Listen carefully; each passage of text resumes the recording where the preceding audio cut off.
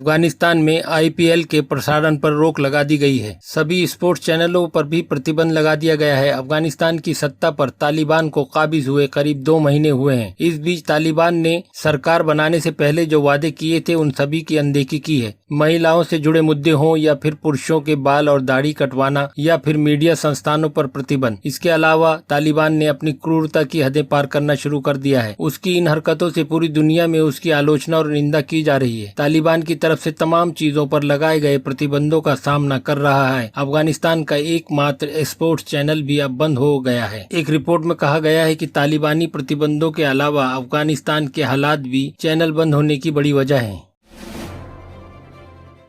अगली खबर है G20 की अहम बैठक में प्रधानमंत्री नरेंद्र मोदी ने मंगलवार को कहा कि अफगानिस्तान को आतंक का गढ़ नहीं बनने देना हमारी वैश्विक जिम्मेदारी है। अंतर्राष्ट्रीय समुदाय को एकजुट होकर तय करना होगा कि वहां की जमीन का इस्तेमाल अलगाववादी और आतंकियों को पनाह देने के लिए ना हो। साथ ही वहां के लोगों के मानव अधिकारों और रक्षा के लिए भी प्रयास करने होंगे। वीडियो कॉन्फ्रेंसिंग के जरिए मोदी ने अफगान नागरिकों की मदद के लिए तत्काल मानवीय सहयोग पर जोर दिया और उन्होंने कहा कि अफगानिस्तान में एक समावेशी सरकार होना बेहद जरूरी है।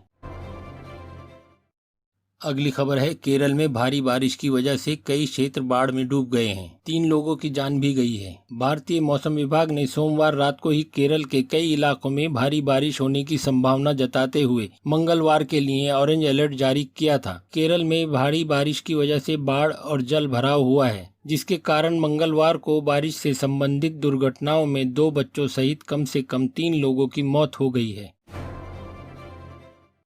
लखीमपुर खीरी हिंसा को लेकर कांग्रेस नेता और सांसद राहुल गांधी 13 अक्टूबर को राष्ट्रपति रामनाथ कोविंद से मिलेंगे। राहुल गांधी के साथ उनकी पार्टी का एक डेलीगेशन भी होगा। राहुल गांधी के नेतृत्व में कांग्रेस प्रतिनिधि मंडल राष्ट्रपति से मुलाकात करेगा। इस बात की आधिकारिक जानकारी दी गई है। राष्ट्रपति भवन की ओर से राहुल गांधी और कांग्रेस के अन्य नेताओं को सुबह 11:30 बजे का समय दिया गया है। ऐसा अंदाजा लगाया जा रहा है कि राहुल गांधी राष्ट्रपति रामनाथ कोविंद के साथ किसानों की मौत के मामले में चर्चा करेंगे और साथ ही केंद्रीय गृह राज्य मंत्री अजय मिश्रा के इस्तीफे की मांग भी कर सकते हैं। कांग्रेस नेताओं की मांग है कि इस मामले में राष्ट्रपति के हस्तक्षेप की जरूरत है। अगली खबर है उत्तर प्रदेश, बिहार और मध्य प्रदेश के रेल यात्रियों के लिए रेलवे चलाएगा फेस्टिवल स्पेशल ट्रेनें। त्योहारी सीजन शुरू होते ही रोजाना करोड़ों भारतीय त्योहार मनाने के लिए ट्रेन में सवार होकर अपने अपने घरों के लिए रवाना हो रहे हैं। त्योहारों के सीजन में यात्रियों की सुविधाओं को देखते हुए भारतीय रेल भी कई स्पेशल ट्रेनें चला रहा है ताकि यात्री बिना किसी समस्या के आसानी से अपने अपनी जगह पर पहुँच सकें। इसलिए भारतीय रेल ने मध्य प्रदेश में रहने वाले बिहार वासियों के लिए ग्वालियर से बरौनी स्पेशल ट्रेन चलाने की घोषणा की है। यह ट्रेन ग्वालियर से प्रत्येक शुक्रवार सुबह 7:25 पर चलेगी और अगले दिन सुबह 7 बजे बरौनी पहुंचेगी। वापसी में यह ट्रेन हर शनिवार सुबह 9:15 पर बरौनी से चलेगी और अगले दिन सुबह 9:30 बजे ग्वालियर पहुंचेगी।